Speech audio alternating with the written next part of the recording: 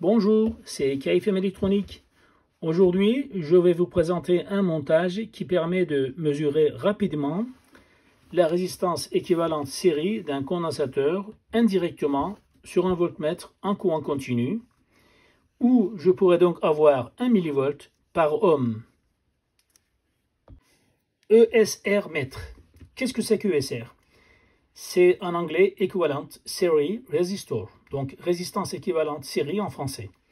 Le symbole d'un condensateur électrolytique, c'est comme ceci, donc positif, négatif. Eh bien, en fait, on peut modéliser ce condensateur avec ce schéma final, mais d'abord, voyons voir la résistance de fuite. La résistance de fuite, c'est qu'un condensateur ne reste jamais chargé lorsque l'on charge et on déconnecte.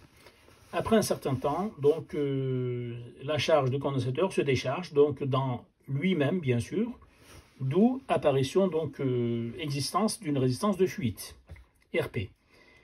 Et la résistance équivalente, donc série, c'est une résistance en série avec la capacité donc idéale. Au total, en fait, on peut réduire à ce schéma où il y a deux résistances, une appelée résistance de fuite, l'autre résistance équivalente série, donc avec le condensateur C idéal ici. On fait des tests à 100 kHz ou 50 kHz. Moi, je vais faire un test à 50 kHz.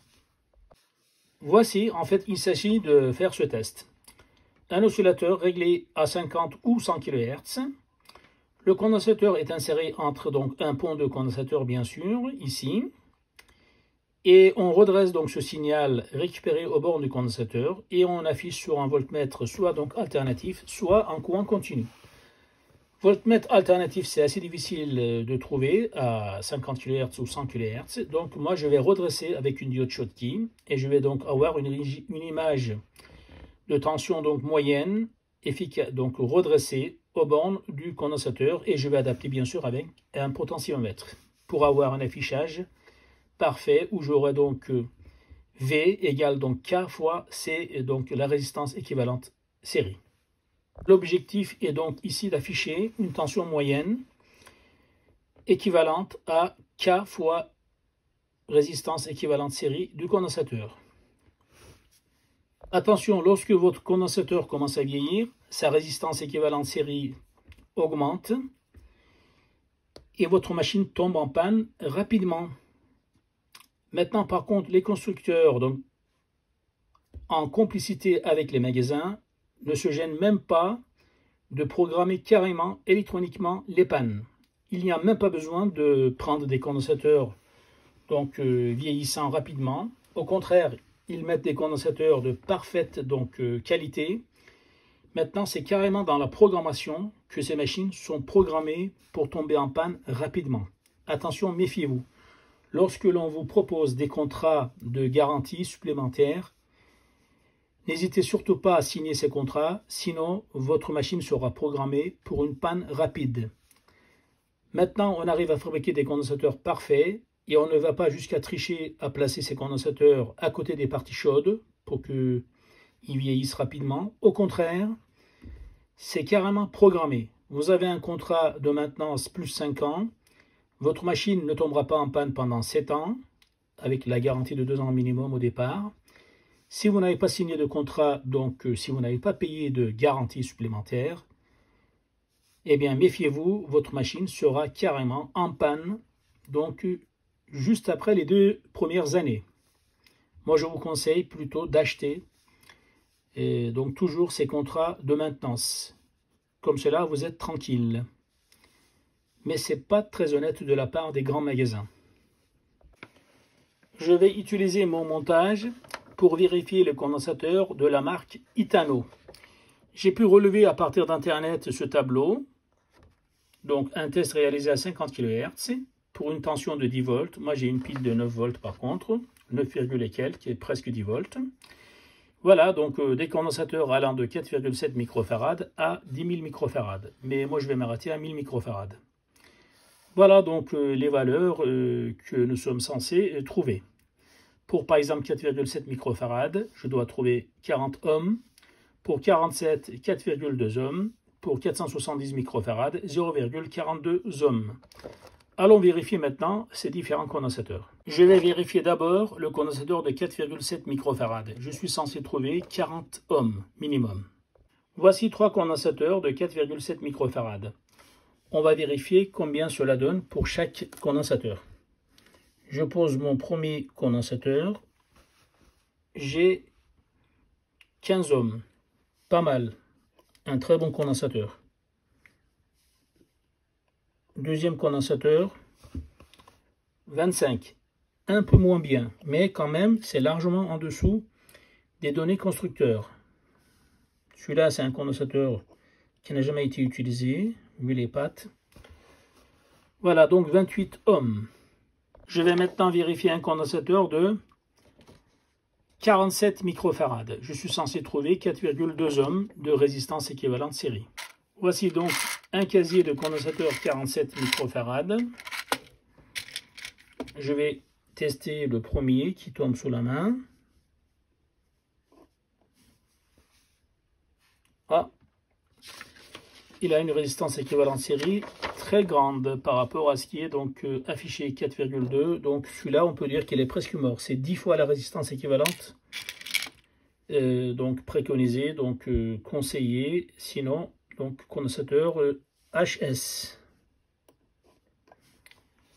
Celui-là, par contre, c'est très bien. C'est pas loin de la résistance que l'on cherche. 7 à peu près. Je prends un autre.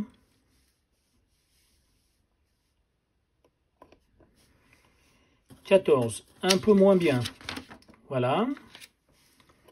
Donc maintenant, on va passer à des condensateurs de 100 microfarad. Voilà donc ma petite boîte de condensateurs de 100 microfarad. Je vais maintenant tester les condensateurs qui tombent sous ma main. Voilà donc un condensateur. Je le pose. Je suis censé trouver une résistance de 2 ohms à peu près. Eh bien, je vérifie, c'est moins d'un ohm. Impeccable. Je vais maintenant utiliser un condensateur qui n'est pas utilisé. Regardez, les pattes sont tout droites. C'est que c'est un condensateur que je n'ai encore jamais utilisé. Eh bien, je l'implante. Ok, moins d'un ohm, impeccable. Par contre, un condensateur un petit peu bizarre, que je sais que je l'ai depuis à peu près 35 ans. Ce sont des condensateurs que j'avais achetés il y a 35 ans. Je faisais des montages assez rigolos, donc quand j'étais jeune. Eh bien, il s'est très bien conservé, donc moins d'un ohm. Je vais regarder un autre condensateur, par contre, de ce type. Voilà, de la même marque, mais je ne sais même pas c'est quelle marque, j'arrive pas à lire.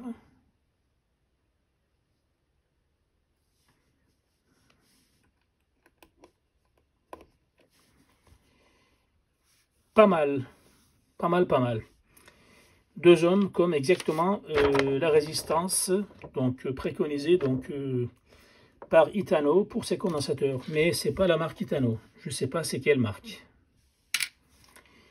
Voilà, je vais donc utiliser un autre condensateur de 100 microfarad. Un dernier test avec 100 microfarad.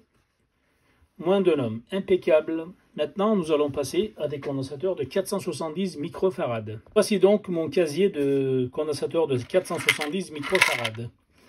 Je vais donc prendre un au hasard et je vais le tester. Je suis censé trouver donc combien? 0,42 ohms. Selon donc le tableau de Itano, eh bien c'est des condensateurs Itano. Voilà, 0,42 donc préconisé, eh bien 0,5, impeccable. Impeccable. Je vais utiliser donc un autre condensateur qui n'a jamais été utilisé, puisque les pattes sont tout droites. Voilà. Impeccable aussi. 0,5 ohms. Condensateur bien conservé. Ça fait à peu près donc 2-3 ans que je les ai, donc ces condensateurs. Maintenant, je vais passer à des condensateurs de 1000 microfarad. Voici mon casier de condensateurs de 1000 microfarad. J'installe le premier.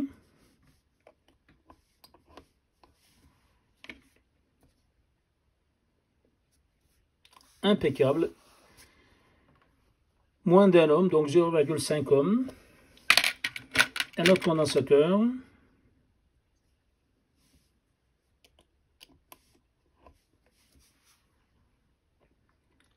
Pareil,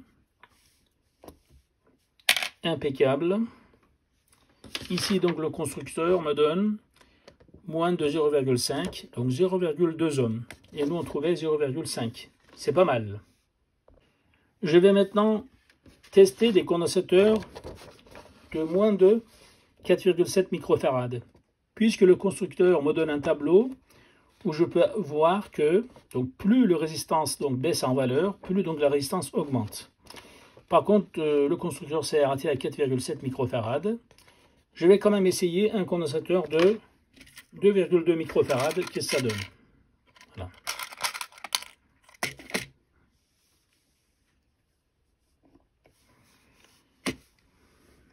J'ai mal posé. Voilà, donc, oh là, 170 ohms.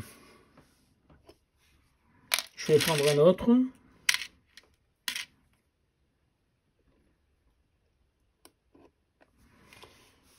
Et un autre, même 300 ohms. Oula, donc ils ont des résistances assez élevées. C'est peut-être normal pour des petits condensateurs. Maintenant, je vais passer à mes condensateurs de 1 microfarad.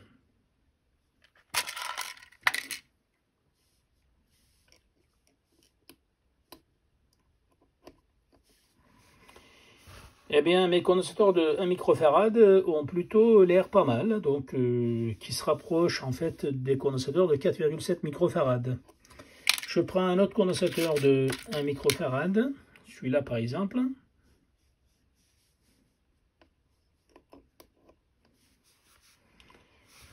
Pas mal aussi. Par contre, les condensateurs de 2,2 microfarad, pourquoi ils ont une telle résistance? Ils ont des résistances équivalentes série beaucoup plus importantes que ceux de 1 microfarad. Il y a peut-être une explication dans la façon de fabriquer ces condensateurs. Peut-être que je les avais depuis plus longtemps que les 1 microfarad, je ne sais pas. Voici le schéma du principe de notre montage ESR mètre. En fait, l'élément principal, c'est un circuit NE555 monté à un oscillateur signal carré. Et bien voilà, donc une résistance de 1 kΩ, une résistance de 9,7 kΩ et un condensateur de 1 nanofarad. Cette résistance de 9,7 kΩ est obtenue grâce à l'association de deux résistances en parallèle, dont l'une est de 10 kΩ et l'autre de 330 kΩ. Faites les calculs, donc résistance équivalente en parallèle, cela va vous donner 9,7 kΩ. Voilà, ce signal carré, j'applique à travers un condensateur de 22 nanofarad sur le condensateur que je dois tester. Et le signal aux bornes de ce condensateur, donc CX, je le prélève grâce à un condensateur de 22 nanofarad et je redresse ce signal avec une diode Schottky. Il faudra absolument une diode Schottky. Vous avez comme ça donc une tension de seuil assez basse et vous avez aussi une réponse en fréquence rapide par rapport aux diodes classiques. Ensuite, pour adapter donc mon voltmètre, pour avoir quelque chose de assez cohérent, et bien en fait je règle à travers un potentiomètre l'affichage du voltmètre. Moi j'ai réglé comme quoi j'ai 1 mV pour 1 ohm. Et quand je court-circuite la place de CX, en fait je tombe sur 0. Voilà. Voici ce que je trouve comme résistance équivalente série d'un fil. Court-circuit, voilà. Par contre, vu la forme, ce n'est pas vraiment un court-circuit franc. C'est une bobine, donc qui a une certaine inductance. Du coup, je n'ai pas complètement 0. Si j'avais fait le montage, bien sûr, sur une plaque où c'était des pistes plates, je pense que j'aurais obtenu 0 ohm. Chers auditeurs, si cette vidéo vous a plu, abonnez-vous s'il vous plaît, likez-la et partagez-la. Et faites vos commentaires. Si vous avez des remarques, je vais répondre à toutes les remarques. À très bientôt.